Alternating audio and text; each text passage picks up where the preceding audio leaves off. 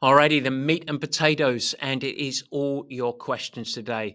As mentioned, I'm going to focus this around off season. So we got a few questions that went outside of the boundaries of that subject, and I'd love to be able to answer your questions. I will respond via email, but I can't obviously in this show because we want to do a Q&A around off season.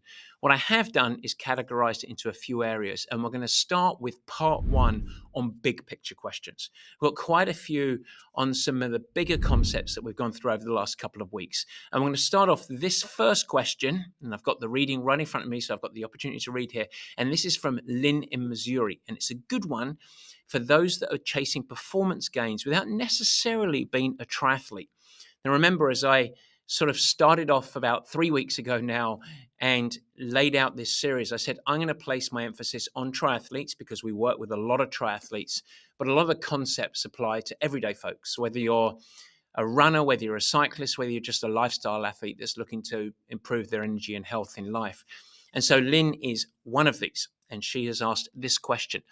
I've listened with interest over the last few shows despite not being a triathlete, and it seems like the same concept could be applied to someone who's just chasing improvements in health and energy. I'd love to get started. I'm a little more sedentary than I'd like to be, and I wonder whether this is the perfect time as you guys are going into off season too.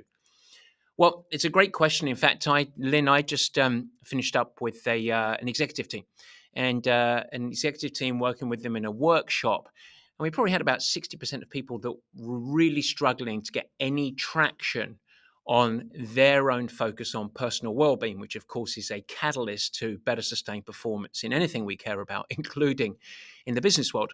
And one of the really empowering things for them was not to just commit on their own journey, but actually create a shared journey together where they could hold each other accountable and get a lot of support along the way.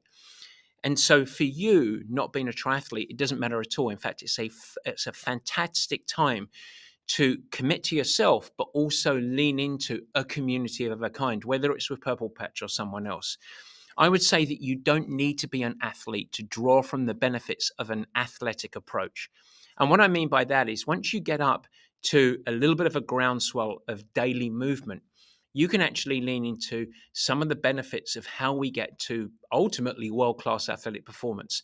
And the key words beyond consistency is structured and progressive exercise. So what you're doing in one day links to the next day, links to the next day, links to the next week, and so on. And the fancy word for that in the athletic terms is often periodization. Many people don't actually really know what periodization means, but it's enough to just say structured and progressive. So really putting intention behind your exercise.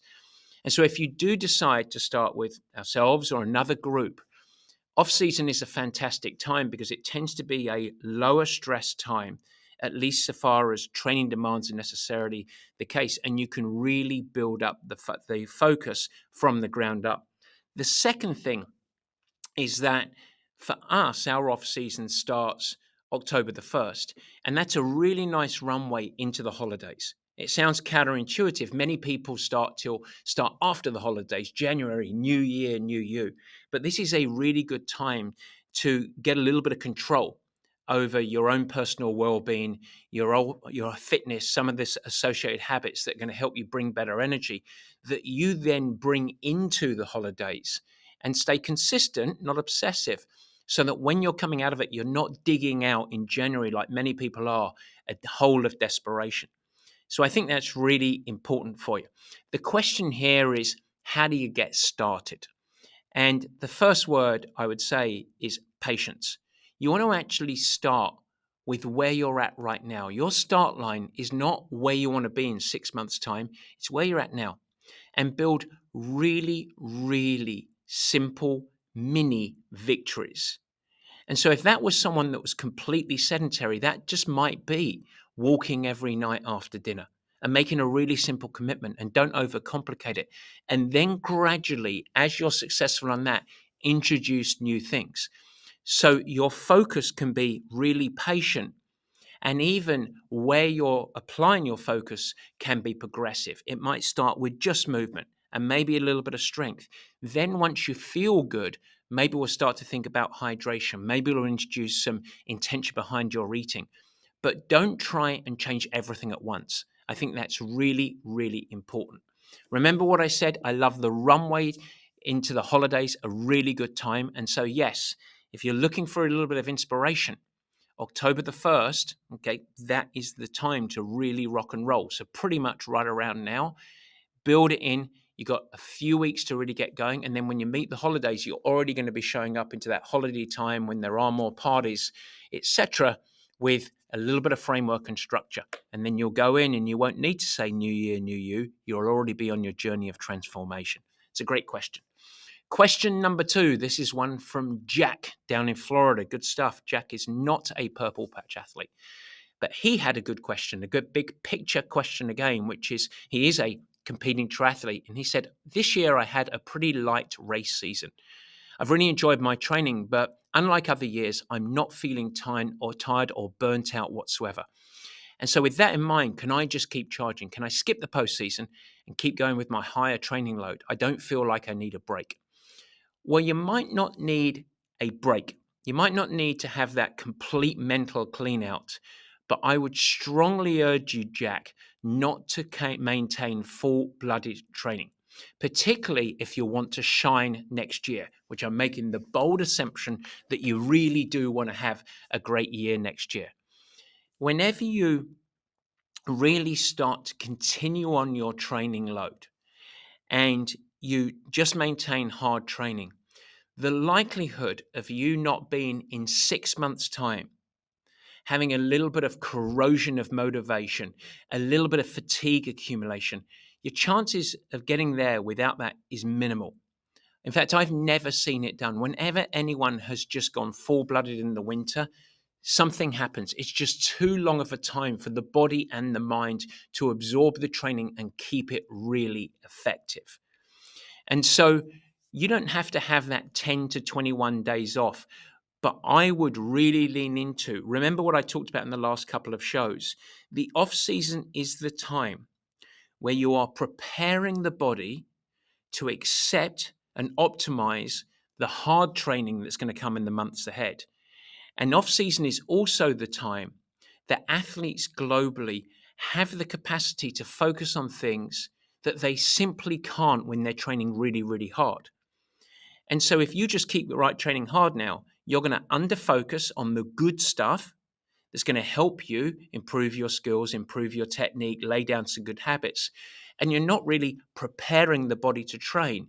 You're just loading the body up. And so accumulation begins. And you've actually missed all the really good stuff that occurs. And almost for sure, burnout is going to be ahead.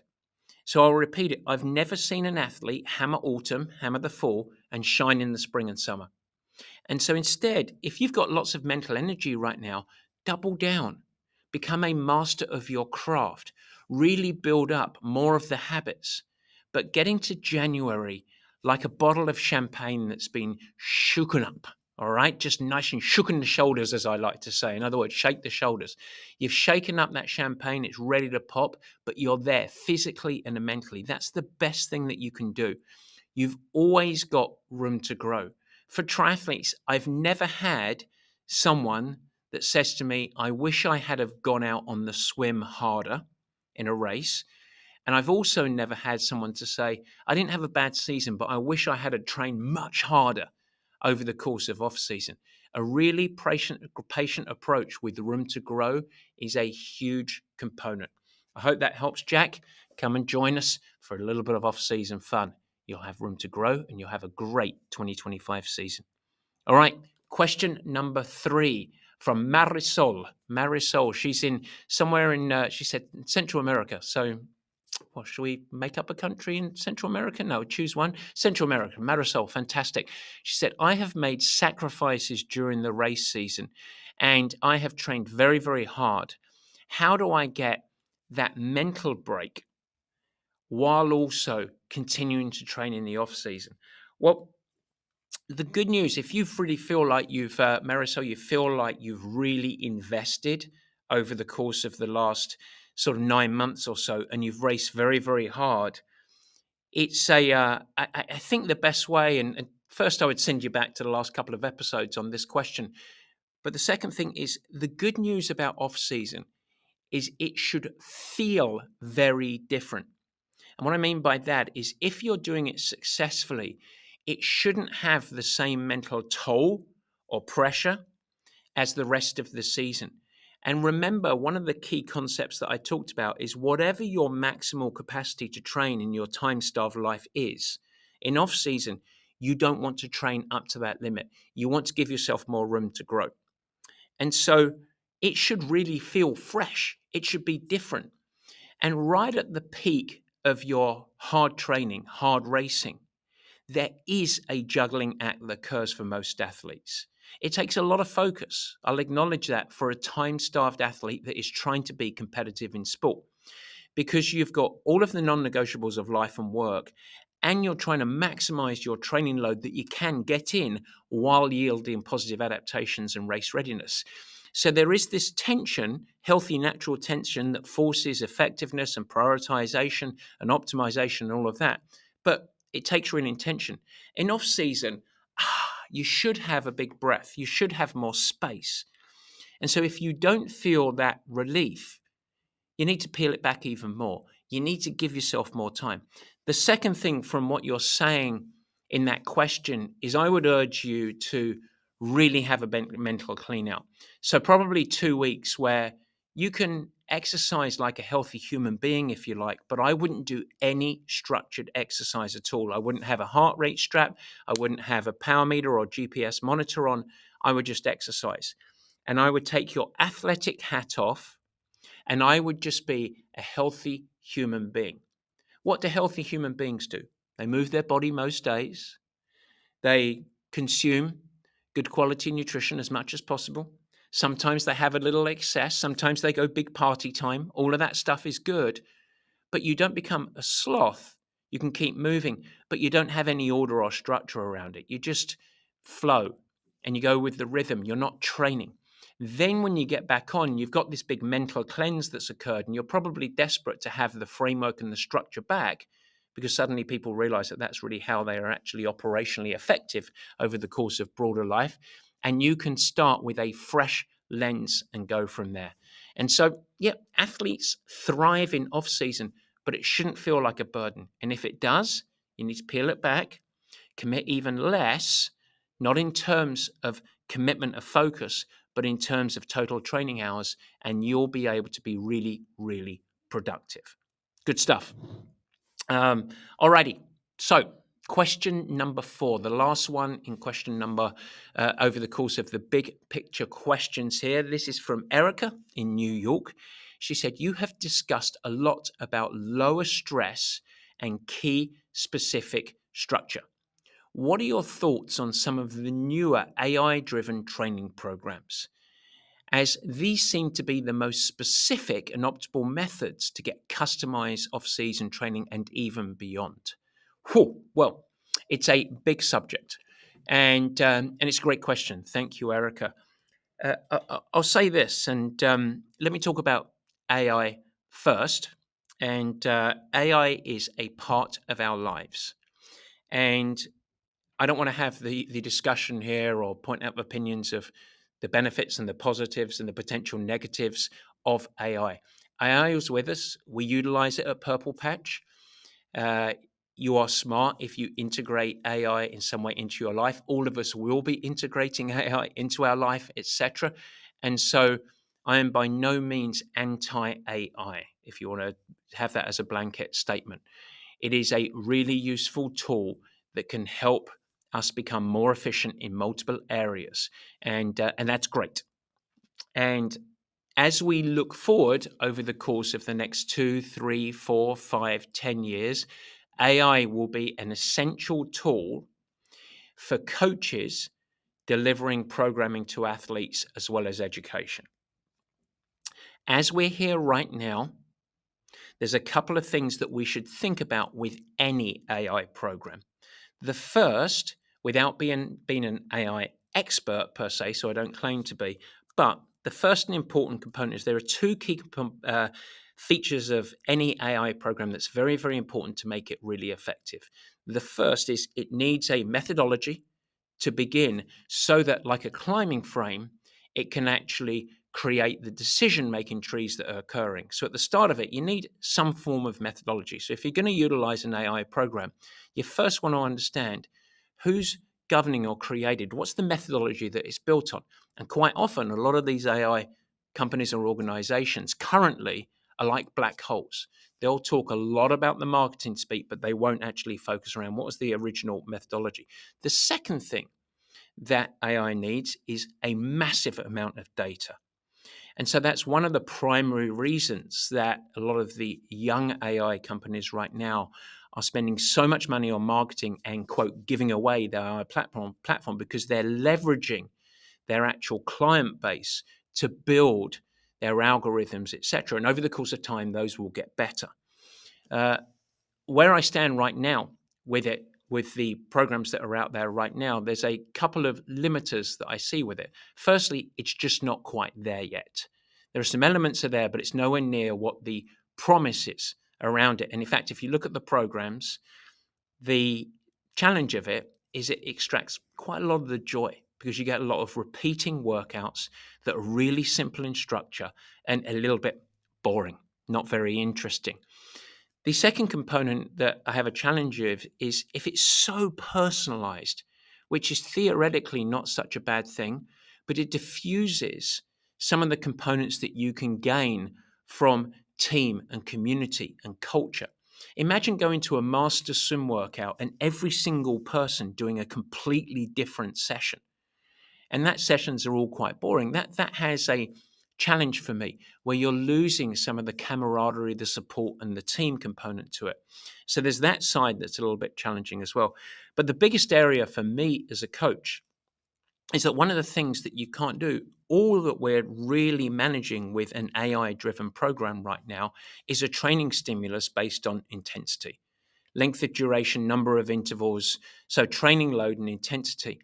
But a big part of off season is actually teaching and guiding, at least from a purple patch lens, teaching and guiding some of the technical elements and some of the terrain management elements. And we simply, if we were just spitting out AI programs based off of a theoretical platform of a methodology that no one's really allowed to know, we wouldn't be able to leverage one of what I think is the biggest catalyst for performance jumps that you can, really teaching people the art and the craft of riding. And so I think that the landscape of coaching is going to be very different over the next 5 years. Any successful coach will be integrating AI into it. I'm incredibly excited. The truth is, it's just not there right now, and it's going to be there. And there are elements we want to be open, and we're having a lot of discussions with a lot of the AI organizations. But I'm just not wholly sold right now with the solution as it is given right now. And that's why you have to look very, very carefully at the marketing and the promises and the claims that are being made. And so understand the methodology, what's it built on, realize that you are a part of any AI platform to build their algorithm. That's just a part of it. They are leveraging you. Nothing wrong with that, but just realize that's what's occurring. Be ready for some pretty stale and repetitive training programs, and also realize that you're missing a huge opportunity. If you can combine that opportunity with understanding the craft and then go for it. But right now, it's just not quite there yet. And I guess I know I'm rambling on this one a little bit, but the best analogy I could give you is if I was to write a newsletter for Purple Patch and I was just going to put it into ChatGTP and then say, boom, it's done its job. Copy and paste, send it out without ever actually reading it and saying, is that really what I want to say in the right tone, in the right message? Well, the machine told me it was perfect, so I'm just going to trust it. And you can see that when you see people's blogs or LinkedIn articles or newsletters or anything else, is they're throwing it into ChatGTP and they're just trusting it all up there. That's sort of the most simple metaphor I could give you with where really what it says. If you've been receiving this program, it must be great because they told me it's great. But that's just where we're at right now. So anyway, I hope that helps, Erica. And that's a great question.